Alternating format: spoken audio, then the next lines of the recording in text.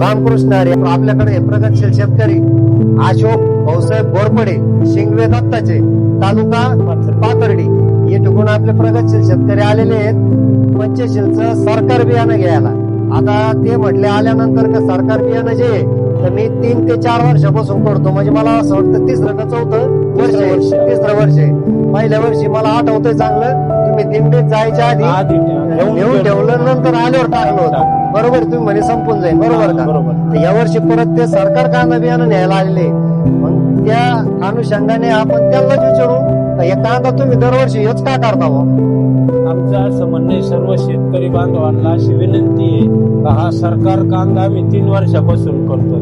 बरं, याचं पहिली गोष्ट कलर भारी आहे आणि दुसरी गोष्ट म्हणजे सांगायचं म्हणजे साईज होती.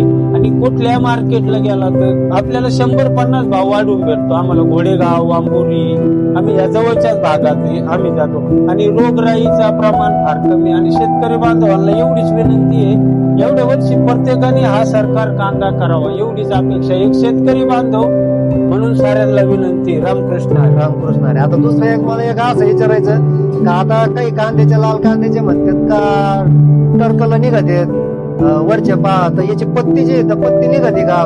पत्ती नाही निघत मार्केटला. वरून जरी कोणी सोडली ना खाली निलावाच्या वेळेस त्याची पत्ती वगैरे काही सोडित नाही.